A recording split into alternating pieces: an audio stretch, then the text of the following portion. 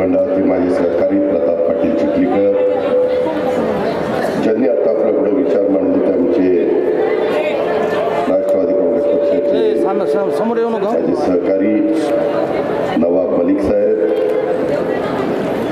माजी आमदार मोहनराव हंबर्डेकरजी, जिल्हाध्यक्ष शिवराज पाटील वटाळकर, नांदेड उत्तरचे नांदेड दक्षिणचे जिल्हाध्यक्ष बाळासाहेब पाटील रावणगावकर, तसंच भाऊसाहेब देशमुख गोरठेकर, ज्यांचा आज पक्षप्रवेशाचे गणेशराव गाडे, बालाजीराव जाधव, आनंदराव यलमुकोंडे, प्रवीण सारडाजी, श्रीमती अनुराधाताई खांडरेजी, अशोक पाटील वडजेजी, शिवराज गाडीवानजी, रमेश पाटील बाळापूरकरजी, शिवाजीराव कार्लेकरजी, मोहन पाटील हस्सापूरकरजी, किनवटवरून आलेले सचिन नाईक, देविदास राठोड, संजय राठोड, महावीर आडे, भारत नाईक यांनी पण सगळ्यांनी राष्ट्रवादीत प्रवेश केलेला आहे. तसंच एजाज खान, सदाशिव पपुलवाड, तसंच या सभेला उपस्थित असणारे आमचे सुधाकर देशमुख, शिवाजीराव प्रभुळकर, भगवानराव शिंदे, मंजुषाताई पनोजी, राजू पाटील ढगे, गणेश कदमवार, महेश पडवळे, सर्व उपस्थित राष्ट्रवादी काँग्रेस पक्षाचे सर्व सेलचे माझे पदाधिकारी, कार्यकर्ते, सगळे वेगवेगळ्या पदांवर काम करणारे माझे सहकारी आणि आजच्या या पक्षप्रवेशाच्या निमित्तानं शिरीष भाऊ देशमुख गोरठेकर यांच्या आणि त्यांच्या सर्व समर्थकांचं मी स्वागत करतो. सर्व माझे उपस्थित पत्रकार बंधू भगिनी, माझ्या लाडक्या बहिणी, माझे लाडके भाऊ आणि बंधू भगिनींनो, आज राष्ट्रवादी काँग्रेस पक्षाच्या मेळाव्याला खरं तर आपल्याला माहिती आहे काही दिवसापूर्वी दिवाळी झाली, आपण लक्ष्मीपूजन केलं, त्याच्यानंतर आपण पाडवा केला, त्याच्यानंतर भाऊबीज केली, तुळशीचं लग्न होईल त्यावेळेस दिवाळी खऱ्या अर्थाने संपेल. परंतु महत्वाचे दिवस तर दिवाळीचे आपण सगळ्यांनी पार पाडले. मी सुरुवातीलाच आपल्याला या दिवाळीच्या सणाच्या निमित्तानं शुभेच्छा देत असताना हे येणारं नवीन वर्ष आपल्याला सगळ्यांना सुखाचा, समृद्धीचा, आनंदाचा, भरभराटीचा जाऊ अशा प्रकारच्या शुभेच्छा देखील देतो. परमेश्वराच्या तशा प्रकारची प्रार्थना देखील करतो. मित्रांनो, हे बऱ्याच दिवसापूर्वी ज्यावेळेस माझी आणि शिरीष भाऊंची तसंच कैलास भाऊंची बाकीच्या सगळ्या सहकाऱ्यांशी चर्चा झाली, त्यावेळेस त्यांनी मला सांगितलं होतं की दादा, आम्हाला इकडंच पक्षप्रवेश त्या ठिकाणी घ्यायचा आहे आणि त्याच्याकरता तुम्ही मोंडा उमरीच्या परिसरामध्ये आलं पाहिजे. मी त्यांना कबूल केलं. दिवाळीच्या नंतर थोडीशी माझी 3-4 दिवस तब्येत जरा बरी नाही, पण मी आज ठरवलेलं होतं काही झालं तरी कार्यक्रमाला जायचं आणि ह्या सर्व मान्यवरांच्या पक्षप्रवेशाच्या निमित्तानं कार्यक्रमाला उपस्थित राहायचं. मित्रांनो, सुरुवातीलाच आपल्या सर्वांच्या साक्षीनं शिरीष भाऊ देशमुख, कैलास भाऊ देशमुख आणि त्यांच्यावर आलेल्या सर्व मान्यवरांचं राष्ट्रवादी काँग्रेस पक्षात मी मनापासून स्वागत करतो. आणि आपण पण प्रचंड संख्येने उपस्थित राहिला. सकाळी ज्यांचा उल्लेख शिरीष भाऊंनी केला की काल पाऊस होता, सध्या ग्लोबल वॉर्मिंगचं संकट आहे. मित्रांनो, मी देखील गेली 35 वर्ष समाजकारण, राजकारण करणारा एक कार्यकर्ता, परंतु जुनी लोक मला सांगतात की अजित पवार गेल्या अनेक वर्षात मे महिन्यापासून जो पाऊस सुरू झाला, मे महिन्यात तर कधीच महाराष्ट्रात पाऊस पडत नाही, पण तेव्हापासून पाऊस सुरू झाला तो अजून थांबायला तयार नाही. अजून येलो अलर्ट हा महाराष्ट्रातल्या काही जिल्ह्यांमध्ये सांगितलेला आहे. त्याचाच परिणाम काल आपल्या या परिसरामध्ये पाऊस पडला. काल मी मुंबईमध्ये होतो, तिथेही पाऊस पडला, पुण्यामध्ये देखील पाऊस पडला. आणि हे जे काही संकट आहे त्याच्यावर माझा बळीराजा काम करत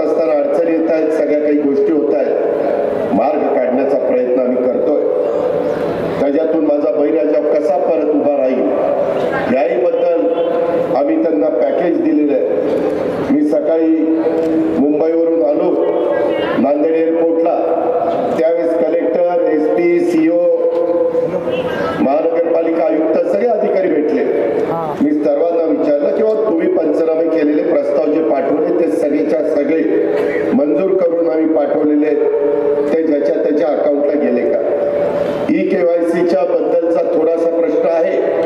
माझ्या लाडक्या बहिणी देखील इथं बसल्या, त्यांच्याकरता देखील आम्ही मागे योजना आणली. त्याचा काहींनी चेष्टा मस्करी केली, पण त्याच्यात ई-केवायसी फार महत्वाची आहे. आज राष्ट्रवादी काँग्रेस पक्षामध्ये आलेल्या सर्व मान्यवरांना मला सांगायचंय, बाबांनो, ज्या भागातल्या तुमच्या माझ्या भगिनीची ई-केवायसी झाली नसेल, त्यांनी ती ई-केवायसी करण्याच्या करता त्या भगिनीला मदत करावी आणि तिला तिच्या हक्काचे जे काही पैसे आपण महिन्याला पाठवतो, संजय गांधी निराधारचे पाठवतो, श्रावणबाळ योजनेचे पाठवतो, माझ्या दिव्यांग बांधवांना आम्ही पैसे पाठवतो, त्या सर्वांचे पैसे वेळच्या वेळी येतात का नाही? कारण मी अर्थमंत्री म्हणून काम करत असताना त्या गरीब घटकाचे, त्या ज्यांना खऱ्या अर्थाने त्याची गरज आहे, अशा माझ्या सहकाऱ्यांचे पैसे वेळेमध्ये जाणं आणि त्यांच्या संसाराला काही ना काही हातभार लागणं हे आमचं सगळ्यांचं कर्तव्य आहे. त्या भावनेतनं मी हे सगळं काम करण्याचा प्रयत्न आम्ही महायुतीच्या सरकारच्या माध्यमातून, मुख्यमंत्री असतील, दोन्ही उपमुख्यमंत्री असतील, मंत्रिमंडळातील आमचे सगळे सहकारी असतील, आम्ही त्या ठिकाणी करतो. एक गोष्ट खरी आहे, शिरीष भाऊंचा प्रास्ताविकामध्ये भाषण ऐकताना मी फार बारकाईनं लक्ष दिलं. शिरीष भाऊंनी भाषण केलं, भाऊसाहेब देशमुख गोटेकरांनी केलं, प्रतापराव चिखलीकरांनी संपूर्ण जिल्ह्याचा आढावा ठेवला, इतर काही गोष्टी त्यांनी सांगितल्या. नवाब मलिक साहेबांनी राष्ट्रवादी काँग्रेस पक्ष कसं शाहू फुले आंबेडकरांच्या विचारधारेने पुढे चाललेला आहे हे सांगण्याचा प्रयत्न केला. मित्रांनो, एकंदरीत तुमच्या माझ्या देशाचा एक जम्मू काश्मीर पासून कन्याकुमारी पर्यंत बघितलं, अनेक प्रांत, अनेक जाती, अनेक धर्म, अनेक पंथ, सगळेजण आहेत. मी आल्यानंतर इथं युगपुरुष छत्रपती शिवाजी महाराजांच्या पुतळ्याच्या पुढे नतमस्तक झालो. ते आपल्या सर्वांचं दैवत आहे. त्या काळामध्ये 18 पगड जाती, 12 बलुतेदारांना बरोबर घेऊन त्यांनी हिंदवी स्वराज्याची स्थापना केली. त्यांनी जातीभेद केला नाही, त्यांनी धर्माधर्मामध्ये अंतर पाडून दिलं नाही, सगळ्याच समाजाच्या लोकांना बरोबर घेतलं आणि हिंदवी स्वराज्य स्थापन केलं. हा इतिहास आपण कधी विसरू शकत नाही. हा एक ज्वलंत अशा प्रकारचा इतिहास आहे. शौर्य कसा असू शकतं, राजा रयतेचा कसा असू शकतो, तो सर्वांना बरोबर घेऊन कसा जाऊ शकतो.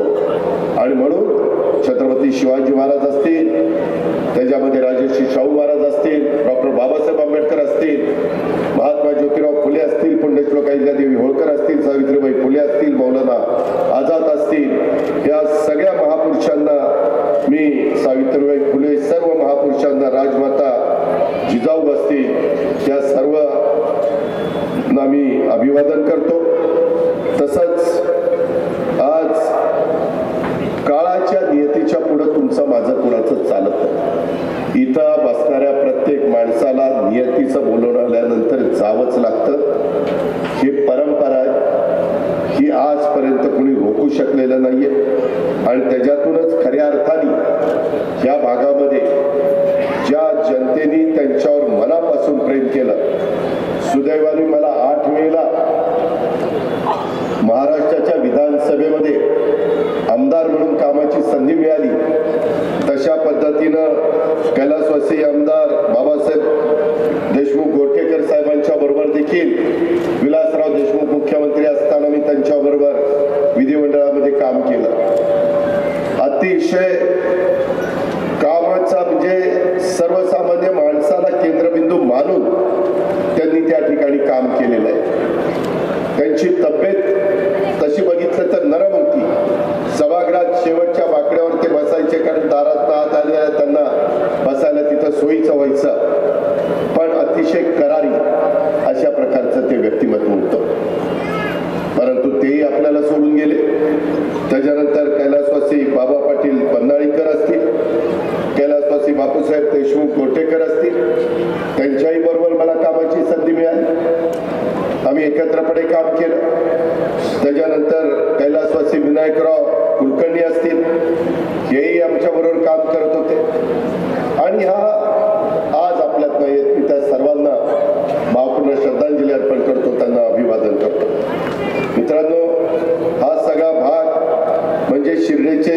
साईबाबा यांचे शिष्य ज्यांचा शिरीष भाऊंनी भाषणात उल्लेख केला, संत कवी दास गणू महाराज आणि सद्गुरू बाबा महाराज यांच्या पदस्पर्शाने पावन झालेली ही भूमी, आणि या भूमीमध्ये आल्यानंतर त्या भूमीला या सर्वांना अभिवादन करणं हे आम्ही आमचं कर्तव्य समजतो. इव्हन एवढ्यावरच नाही तर मराठवाडा मुक्तीसंग्रामातील निजामशाहीकालीन स्टेट बँक ऑफ हैदराबाद या ॲक्शनमध्ये हुतात्मे झालेले स्वातंत्र्य सेनानी कैलासवासी उत्तरवार पासून कैलासवासी बाबासाहेब गोरठेकर यांच्यापर्यंत 47 स्वातंत्र्य सैनिकांचं वास्तव्य असलेला हा तालुका, तुम्ही खरोखरीच भाग्यवान आहे की अशा मोठ्या लोकांचा वारसा हा तुम्हाला मिळालेला आहे. तो तुम्ही जपला पाहिजे, त्या पद्धतीनं तुम्ही वागलं पाहिजे, त्या रस्त्याने तुम्ही पुढे गेलं पाहिजे. त्याच्यातून कुठेही एकमेकाचा दुस्वास करून विकास होऊ शकत नाही. एकमेकाच्या विकास कामाला अडचणी निर्माण करून आपला परिसर पुढे जाऊ शकत नाही. त्याच्याबद्दलचे काही किस्से मगाशी बोलत असताना मला त्या बाबतीमध्ये कैलास भाऊ देशमुखांनी पण सांगितले, शिरीष भाऊंनी पण सांगितले. कैलासराव येताना गाडीमध्ये त्या बाबतीमध्ये सांगत होते, प्रतापराव त्या ठिकाणी सांगत होते, नवाबभाई आणि मी पण येताना थोडीशी चर्चा करत होतो. नवाबभाईंनी सुरुवातीच्या काही वर्षापूर्वीच्या पूर्वी ते प्रचाराला आले होते त्याचा उल्लेख त्यांनी माझ्याकडे केला. परंतु मित्रांनो, खऱ्या अर्थाने आजच्या मेळाव्याच्या निमित्तानं मी मगाशी जसं सांगितलं तसं कैलासवासी बाबासाहेब गोरठेकर यांची आठवण आल्याशिवाय राहत नाही. कारण मला आठवतंय कैलासवासी विलासराव देशमुख यांच्या नेतृत्वाखालचं आमचं आघाडीचं सरकार 99 साली सत्तेवर आलं आणि त्यावेळेस सतत अस्वस्थता होती, अस्थिरता होती. काही वेळेस तर आम्ही आमदारांना घेऊन बाहेर पाठवलेलं होतं, मला वाटतं बेंगलोरला पाठवलेलं होतं. आणि त्यावेळेस बाबासाहेब गोरठेकरांनी अपक्ष आमदार म्हणून त्यांना पाठिंबा दिलेला. अविश्वास ठरावाच्या वेळेस निस्वार्थी भक्कम साथ सुद्धा त्यांनी त्या बाबतीमध्ये दिलेली होती. आणि विशेषतः तो काळ मला आठवतोय, त्यावेळेस माझ्याकडं तुमचं खातं इथलं नव्हतं, म्हणजे Marathwada GMIDC Godavari Marathwada irrigation development corporation हे माझ्याकडे नव्हतं. माझ्याकडे पहिल्या 5 वर्षात कृष्णा खोरे महामंडळ KVDC आणि Konkan irrigation development corporation KIDC होतं आणि फलोत्पादन डिपार्टमेंट होतं. नंतर माझ्याकडे ग्रामविकास आलं, नंतर इतर खाती आली. पण त्यावेळेस त्यांनी सांगितलेलं होतं की मी काही गोष्टी आमच्या प्रतापराव चिखलीकर साहेबांनी सांगितल्या, परंतु त्यावेळेस विलासराव देशमुखांना त्यांनी सांगितलं मी तुम्हाला पाठिंबा देतो, निस्वार्थपणे भक्कम प्रकारे साथ देतो, परंतु गोदावरी नदीवरचा बाबळी बॅरेजची मागणी त्यांनी त्या काळामध्ये लावून धरली. आणि त्यावेळेस आम्हाला नंतर विलासरावांनी सांगितलं पंतप्रधानांना जाऊन भेटायचं. आम्ही त्यावेळेसच्या पंतप्रधानांना जाऊन भेटलो आणि त्यांना सांगितलं केस सुप्रीम कोर्टात आहे, जायकवाडी धरण आहे संभाजीनगरला, नाथसागर देखील तिथं म्हटलं जातं, तिथून गोदाकाठ सुरू होतो आणि तो इकडे येतो आपल्याकडं, शेवट आपल्या इथं होतो, नंतर तो शेजारच्या राज्यामध्ये जातो. त्या नदीवर पुढं पोचमपाड धरण आहे, त्याच्याबद्दलचा उल्लेख मगाशी शिरीष भाऊंनी आपल्या भाषणामध्ये केला की काय अडचण आहे काय नाही. आणि त्यावेळेसच्या पंतप्रधानांना आम्ही मागणी केल्यानंतर त्यांनी सांगितलं की ठीक आहे, मी त्याच्यामध्ये तुम्हाला मदत करतो. सुप्रीम कोर्टात मॅटर होती, माझ्याकडे ते डिपार्टमेंट आल्यानंतर मला गोरठेकर साहेबांचे शब्द आणि नंतर बापूसाहेबांनी पण मला सांगितलं दादा मला बाकीचं माहित नाही, मला हे काम करून पाहिजे. आणि ते काम तसं बघितलं तर सुरू करता येत नव्हतं, कारण त्याला मान्यता नव्हती.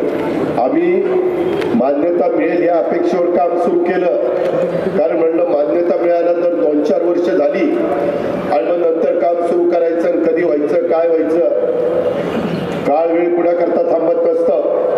आणि त्याच्यात आपण तो बाबळी बॅरेज केला. नशीब तुमचं माझं चांगलं बाबांनो, तो बॅरेज व्हायला आणि त्याच्या आधी सुप्रीम कोर्टाची आपल्याला मान्यता मिळायला गाठ पडली आणि त्याच्यावर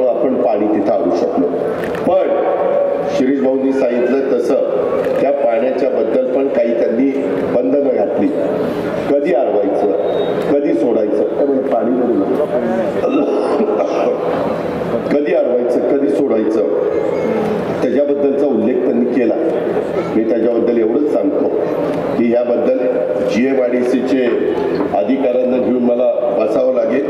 मी शिरीष भाऊ प्रतापराव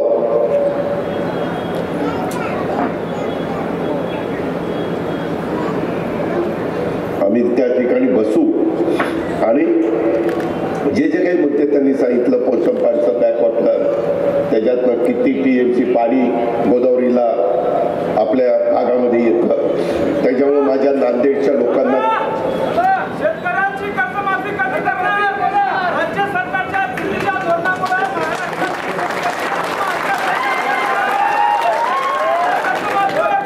मी त्यामध्ये ऐका, मी त्याच्यामध्ये कधीच सांगितलं नाही कर्जमाफी करणार नाही असं सरकार कधीच बोललेलं नाही. आपल्याला एक बाय तुला ऐक माझा ऐक तरी, त्यामध्ये आता शेतकरी बांधवांनो बहिराजाव, आता हे जे नैसर्गिक संकट आलं त्यामध्ये तुम्हाला पुन्हा उभं करायला 32,000 कोटी रुपये 32,000 कोटी रुपये लागले. आता ही व्यक्ती जे सांगते पाठीमागच्या काळामध्ये एकदा कर्जमाफी झाली देशामध्ये ती 71,000 कोटीची झाली. त्याच्यानंतर देवेंद्रजींनी कर्जमाफी केली, ती पण काही हजार कोटीची झाली. त्याच्यानंतर मध्ये आम्ही सरकारमध्ये असताना एकदा कर्जमाफी तिसरी झाली, ती पण कर्जमाफी काही हजार कोटीची झाली.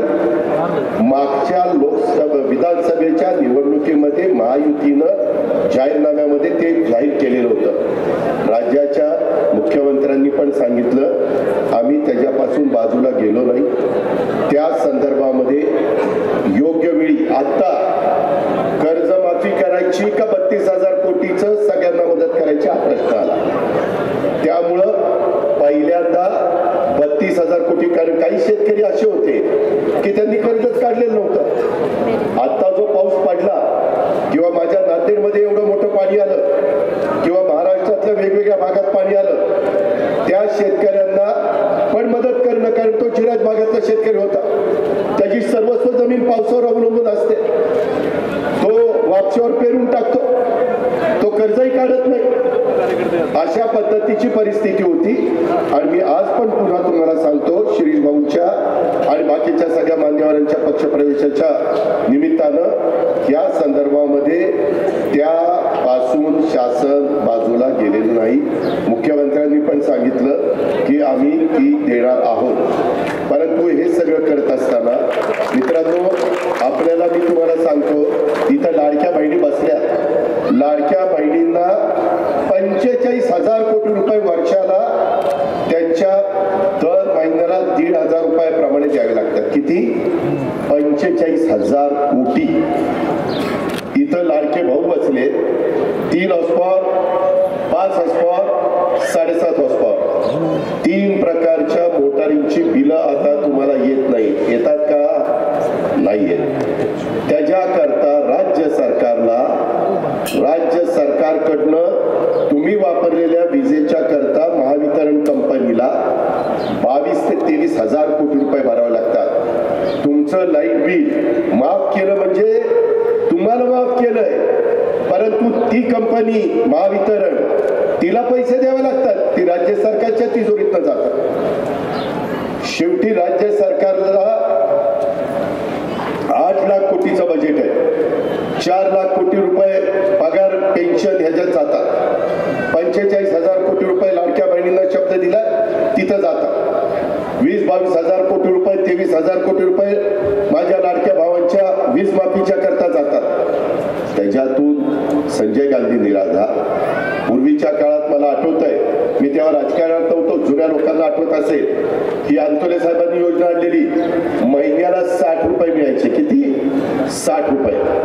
आता आम्ही महिन्याला 1,500 रुपये देतोय. हाही वर्ग खूप मोठा आहे, त्याला काही हजार कोटी रुपये जातात. दिव्यांग, त्यांना 1,500 ऐवजी 2,500 रुपये केले, त्याला काही हजार कोटी रुपये जातात.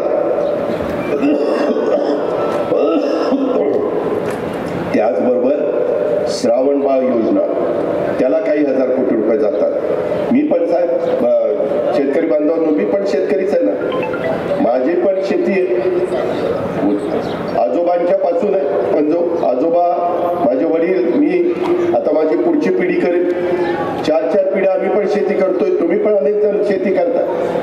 त्याच्यामुळं हे जे काही आहे ठीक आहे, त्यांचा तो अधिकार आहे, त्याच्याबद्दल मी काही म्हणणार नाही. शेवटी मागणं करणं त्यांचं काम आहे.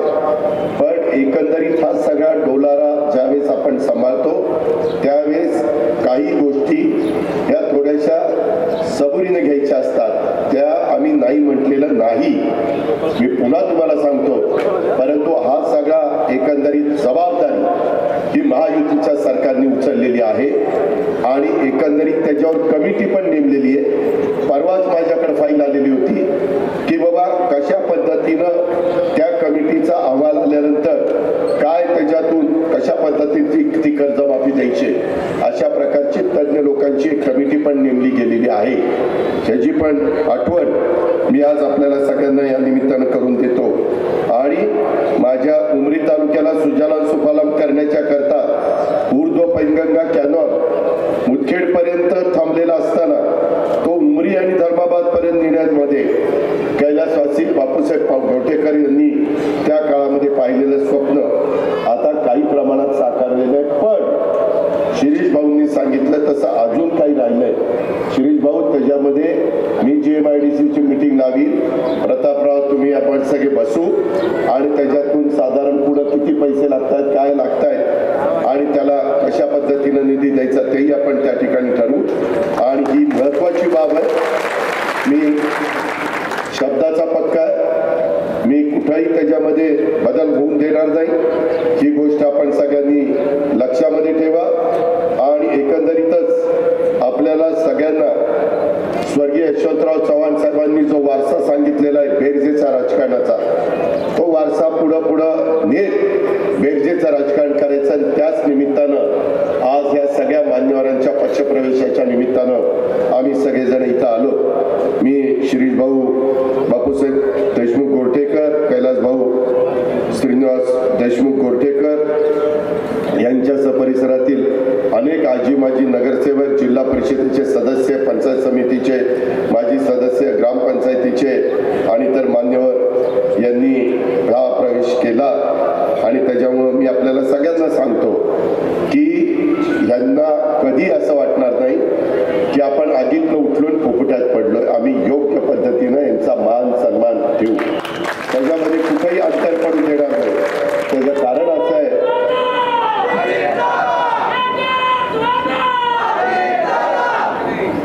त्याच्यामध्ये एवढंच आहे की पाठपुरावा करावा लागतो कामाचा, पूर्ण राज्याचा त्या ठिकाणी व्याप असतो. आणि त्याच्यामुळं माजी आमदार बाबासाहेब देशमुख गोरठेकर आणि माजी आमदार बापूसाहेब देशमुख गोरठेकर यांचं कुटुंब हे माझ्या नांदेड जिल्ह्यातील निष्ठावान एक प्रामाणिक कुटुंब, आणि या कुटुंबाने दिलेला शब्द हा अंतिम असतो. आणि त्याच्यामुळं नांदेड जिल्ह्यामध्ये विशेषतः उमरी, धर्माबाद, भोकर, नायगाव, त्याच्यातून आजच्या या कार्यक्रमाच्या निमित्तानं तसं बघितलं तर स्वतः सचिन नाईक आणि काही किनवटची पण मंडळी आज पक्षामध्ये आलेली आहेत, त्यांचंही मी स्वागत करतो. पण या सर्व तालुक्यात त्यांना मानणारा हा मोठा वर्ग आहे, विशेषतः उमरी, धर्माबाद, भोकर, नायगाव. आणि अशा कुटुंबातील आज हे सगळे मान्यवर तुमच्या सहित राष्ट्रवादी काँग्रेस पक्षामध्ये प्रवेश करतायत. ह्याचा निश्चितपणे फायदा हा होणार आहे. आणि एकंदरीतच उद्याच्या येणाऱ्या स्थानिक स्वराज्य संस्थांच्या निवडणुका, त्याच्यानंतर सहकारातल्या निवडणुका, मार्केट कमिटीच्या पणनमधल्या निवडणुका या पण महत्वाच्या असतात. तिथं आपल्याला कार्यकर्त्याला संधी देता येते. यामध्ये मगाशी नवाबाईंनी सांगितलं तसं शिवशाहू फुले आंबेडकर विचार सरणीचेच गोरठेकर कुटुंबीय पण होतं, आम्ही पण होतो. यापूर्वी त्यांनी आम्ही एकत्र बरोबर काम केलेलं आहे. आज दत्तात्रय रेड्डी माजी सभापती जिल्हा परिषद नांदेड, तसंच सुभाषराव जकोजीराव देशमुख गोटेकर नाना, आनंदराव विठ्ठलराव यल्लम गोडे माजी जिल्हा परिषद सदस्य, बालाजी केवला जाधव माजी जिल्हा परिषद सदस्य, उद्योजक आहेत, बंजारा समाजाचे लोकप्रिय व्यक्तिमत्व आहे, गणेशराव भीमसेनराव गाडे माजी माजी उपसभापती मार्केट कमिटी उमरीचे आणि आमचे सदाशिवराव कुपुलवाड यांच्यासह अनेकांनी त्यामध्ये प्रवेश केलेला आहे. मी एवढंच सांगेन की यामध्ये जुन्या नव्यांचा अशा पद्धतीचा कुठला वाद होणार नाही. सगळ्यांचा मान, जुन्यांचाही आदर ठेवला जाईल, नव्यांचाही सन्मान केला जाईल. त्यामध्ये कुठेही अडचणी इथली चालणार नाही. भविष्यात कुणावरही पश्चातापाची वेळ येणार नाही अशा प्रकारचा विश्वास जुन्या आणि नव्यांची सहकार्यांची चांगली मोड बांधून आम्ही पुढे जाण्याचा प्रयत्न त्या ठिकाणी करणार आहोत. आणि स्थानिक स्वराज्य संस्था आपल्याला पूर्ण ताकदीने त्या बाबतीमध्ये लढवायच्यात ही पण गोष्ट आपण सगळ्यांनी ध्यानामध्ये घ्यावी. या अतिवृष्टीच्या काळामध्ये जे काही माझ्या बळीराजाचं नुकसान झालेलं आहे त्याच्यात केंद्राची पण मदत आम्ही मागतोय. उद्याच रात्री अमित शहा साहेब मुंबईला येत आहे, पंतप्रधान पण 29 तारखेला येत आहे. मध्ये त्यांनी सांगितलं पंचनामे करा आणि आमच्याकडे पाठवून द्या. तिथून पण आपण काही मदत मिळवण्याचा प्रयत्न त्या बाबतीमध्ये करतोय. अतिवृष्टीमध्ये झालेल्या भागातील परिस्थिती हे त्यांना मदत करत असताना तशाच सवलती देखील राज्य शासनातर्फे देण्यात आलेल्या आहेत. पीक कर्जाचं पुनर्गठन, शेती कर्ज वसुलीला स्थगिती, शाळा महाविद्यालयाच्या परीक्षा शुल्काला माफी, रोजगार हमी योजना कामात शिथिलता, शेती पंपांची वीज जोडणी खंडित न करणं. खरं तर आता वीजेला बिलच नाहीये त्याच्यावर तो प्रश्न नाही. मित्रांनो, मला तुम्हाला एक सांगायचं आहे ज्याचा उल्लेख मगाशी मी प्रतापराव चिखलीकरांच्या भाषणामध्ये बघितला. अलीकडच्या काळात आता पूर्वीसारखी शेती करून चालणार नाही. आपल्याला काही बदल करावे लागतील. मी माझ्या भागामध्ये 3-4 वर्षापासून कृत्रिम बुद्धिमत्ता AIचा वापर हा कृषी क्षेत्रामध्ये देखील करायला सुरुवात केलेली आहे. त्याच्यामध्ये शेतकऱ्यांच्या पीक नियोजनाचा सल्ला आपण देतो. ॲग्रिकल्चर कृषी विभागाला पण त्याच्यात लक्ष घालायला सांगितलंय. कृषी विद्यापीठ आपली आहे सरकारी, त्यांनाही लक्ष घालायला सांगितलंय. ह्याच्यात माझ्या बळीराजाचा खर्च कसा कमी होईल, पाणी कसं कमी लागेल, खतामध्ये कशी बचत होईल, उत्पादकता कशी वाढवता येईल, दर्जेदार शेतमालाचं उत्पादन कसं वाढवता येईल, शेतीमालाला हक्काची आणि शाश्वत अशा प्रकारची बाजारपेठ कशी मिळवून देता येईल, यासाठी शासकीय, निमशासकीय आणि खाजगी क्षेत्रामध्ये उपयुक्त असलेल्या प्रणालीचा शेतकऱ्यांच्या पर्यंत पोहोचवण्याचा प्रयत्न हा आम्ही करतोय आणि त्याच्यातनं आम्हाला यश आलेलं आहे. त्यामध्ये वसंतदादा शुगर इन्स्टिट्यूट हे महाराष्ट्रातल्या काही हजार शेतकऱ्यांना 18,250 रुपये ते भरतायत. ऊसवाल्यांचे 6,000 मला वाटतं 750 रुपये साखर कारखान्यांनी भरायचे. असं 25,000 रुपये भरले तर त्यांच्या प्लॉटवर आपण ती प्रणाली लावू शकतो.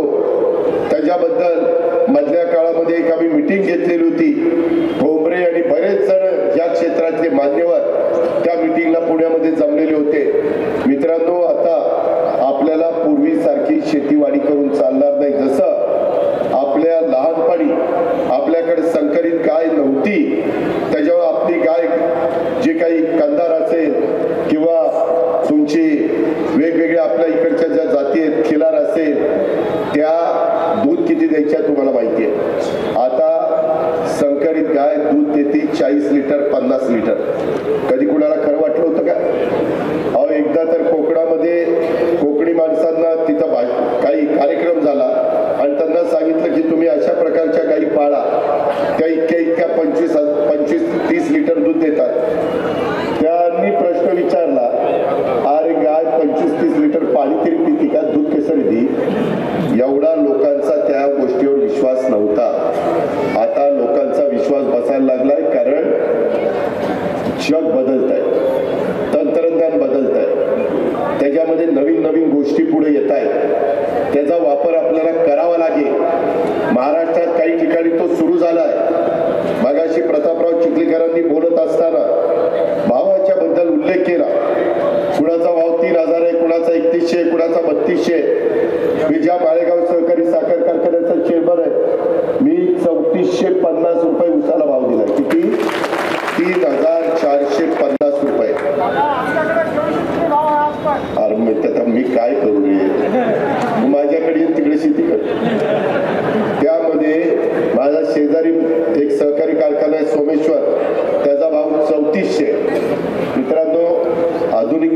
पद्धतीनं शेती केली. आता आम्ही शेतीमध्ये जसं AI चा वापर करतो म्हणजे कृत्रिम बुद्धिमत्तेचा, तसं आता साखर कारखान्यामध्ये देखील कृत्रिम बुद्धिमत्तेचा वापर जगात आता सर्व क्षेत्रामध्ये ते सुरू झालेलं आहे. तुम्हाला ऐकायला कदाचित वेगळं वाटेल, परंतु उमरीकरांनो हे आपल्याला करावं लागेल. त्या रस्त्याने आम्ही तुम्हाला घेऊन जायचं ठरवलंय.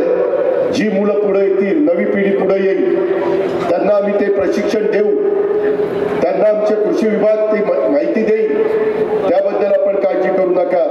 परंतु आता इथून पुढच्या काळामध्ये आपण सगळ्यांनी या कृत्रिम बुद्धिमत्ता तंत्रज्ञानाचा वापर करायचा आहे. पहिल्या टप्प्यात आम्ही यंदाच्या वर्षी 50,000 शेतकऱ्यांना 1,00,000 एकर क्षेत्राला त्याचा फायदा देण्याचं ठरवलेलं आहे. 500 कोटी रुपयाची तरतूद राज्य सरकारने अर्थसंकल्पामध्ये केलेली आहे. होतं काय, कारण उद्याच्याला लोकांच्या वेगवेगळ्या मागण्या येतात, परंतु त्यांनी तयार केलेल्या मालालाच योग्य भाव मिळाला, योग्य दर मिळाला आणि उत्पादन त्याचं वाढलं आणि उत्पादन खर्च कमी झाला. मी आता माझं टनेज निघत होतो साधारण 60, 65, 70 पर्यंत. मी आता यंदा AI चा वापर करून ऊसाची लागवड केलेली आहे. मला खात्री आहे की साधारण माझा 100 टनाच्या पुढच्या वर्षी ऊस निघेल. मी जरूर तुमच्यातले काही लोक आले तर मी तुम्हाला दाखवेन की कशा पद्धतीचा तो ऊस आहे. म्हणजे मी जे तुम्हाला सांगतोय ते मी माझ्या शेतात पहिलं केलेलं आहे आणि मग तुम्हाला सांगायला आलेलो. मी भावाचा प्रतापरावांनी काढलं, मी नाही काढलं ते, पण त्यांनी काढल्यामुळे मला सांगावं लागलं की माझा भाव 3,450 रुपये निघाले. त्याच्यावर जे आहे खरं ते मी सांगणार ना. मग आम्ही जर करू शकतो तर आपली इथली लोक का करू शकत नाही? काय अडचण आहे त्यामध्ये? तुम्हाला पाणी आहे, गोदाकाठ भरलेला आहे, त्याच्यात जे काही मगाशी शिरीष भाऊंनी अडचणी सांगितल्या त्याच्यात मी लक्ष घालणार आहे. कारण काही वेळेस माझ्या काही गावांचा संपर्क तुटलेला होता. हेलिकॉप्टर पाठवलं आणि तिथल्या लोकांना उचललं आणि सुरक्षित स्थळी आणलं. काही लोकांना भीती वाटते की दरवर्षी पावसाळ्यात ते होईल का काय, त्याचाही आम्हाला विचार करावा लागेल. त्याच्याकरता या तज्ञ लोकांची कमिटी करून की काय नक्की होणार आहे, हे पोचमपाटचं बॅकवॉटर आहे का आणखीन काही वेगळं आहे का, यंदा पाऊसच अति पडला त्याच्यामुळे घडलंय, हे सगळं आपल्याला त्या ठिकाणी करावं लागेल. कारण तिकडं आमच्या इथं अलमट्टी धरण आहे म्हणजे सांगली जिल्ह्याला लागून, तिकडंही पंचगंगा, कोयना, कृष्णा भरभरून वाहते आणि तिकडून वाहिलं की ते पाणी पुढं तुमचं जसं पोचमपाटलं जातं तसं ते अलमट्टीला जातं आणि त्याचा बॅकवॉटर कधी कधी त्रास देतात. तसं काही झालंय का म्हणून ते इथं एक अभ्यास समिती नेमलेली आहे. याही गोष्टीचा विचार आपण सर्व सहकारी मित्रांनी केला पाहिजे आणि त्याच्यात आम्ही निश्चितपणे लक्ष घालू. आता दत्ताभाऊ भरणेकडेच कृषी खातं दिलेलं आहे, तोही एक तरुण कार्यकर्ता आहे आणि त्याच्यामध्ये चांगलं लक्ष त्यांनी घातलेलं आहे. एवढंच मला या निमित्तानं सांगायचंय. आज या सगळ्या पक्षप्रवेशाच्या कार्यक्रमाच्या निमित्तानं वरचेवर आपल्याला एकमेकाला भेटायचं, एकमेकाचे प्रश्न सोडवायचे. मी जे सांगतोय त्यामध्ये मला शिरीष भाऊ, प्रतापराव, तुम्हाला सगळ्यांना सांगायचंय, जर कुणाला काही शेतकरी तरुण चांगल्या प्रकारे शेती करणारे असतील तर माझ्याकडे पाठवून द्या. तिथं आम्ही शेतामध्ये ते दाखवतोय काय काय केले. त्याच्यामध्ये खोडवा, यंदा आमच्या इथला खोडवा देखील कदाचित 80, 90 ते 100 टन निघेल. आता तो तिथं पाहिला आहे, त्याला अजून खोडवा त्याला उशीर आहे, पण मी जे सांगतोय तुम्हाला तशा पद्धतीच्या आम्ही गाई दाखवू शकतो, शेती दाखवू शकतो, ऊस दाखवू शकतो, फळबागा दाखवू शकतो. आम्ही कुठल्या कारखान्यात 3,450 रुपये भाव देतो तेही दाखवू शकतो. हे मी नुसतं वरवर मोकळ्या गप्पा मारायला उमरीमध्ये आलेलो नाही, ही वस्तुस्थिती सांगायला मी आलेलो आहे. आणि त्याच्यामुळं लोकांच्या मध्ये आर्थिक सुबत्ता तिथे येते. तशी आर्थिक सुबत्ता हेच स्वर्गीय बापूसाहेबांचं स्वप्न होतं, हे स्वर्गीय बाबासाहेब गोटेकर साहेबांचं स्वप्न होतं आणि ते स्वप्न साकार करण्याच्या करता शिरीष भाऊ असतील, त्याच्या संदर्भातले आमचे कैलास भाऊ असतील, आणि त्यांची सगळी टीम असेल, हे सगळेजण काम करू पाहतायत. आपण सगळेजण मिळून त्या गोष्टी करून दाखवू अशा प्रकारचा विश्वास मी आपल्या सर्व सहकाऱ्यांना पुढे व्यक्त करतो. आणि राष्ट्रवादी काँग्रेस पार्टी या पुढील काळात देखील मी स्पष्टपणे सांगतो, सर्व जाती, धर्म, पंथ, प्रांत, भाषांच्या नागरिकांना सोबत घेऊन विकासाच्या वाटेवर चालत राहील. ही जी शिवशाहू फुले आंबेडकरांची शिकवण आहे, यामध्ये कुठेही आम्ही कमी पडणार नाही. आज राष्ट्रवादी काँग्रेसच्या परिवारात सामील झालेल्या सर्व मान्यवरांचं, पदाधिकाऱ्यांचं, कार्यकर्त्यांचं मी पुन्हा एकदा राष्ट्रवादी काँग्रेस पक्षाचा अध्यक्ष या नात्याने मनापासून स्वागत करतो.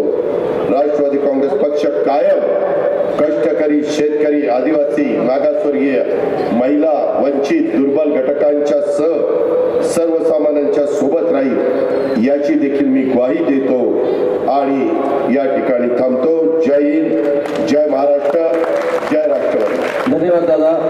सर्वांनी भोजन करून जायचं आहे. जिनिंग मध्ये भोजनाची व्यवस्था केली आहे. या ठिकाणी नांदेड उत्तरचे बोलतो, कारण मी त्यांना सकाळी सांगितलं होतं, जे काही घटना म्हणजे नैसर्गिक संकट आले त्याचे सगळे प्रस्ताव पाठवा. हे का पाठवलं नाही त्याची मी चौकशी करून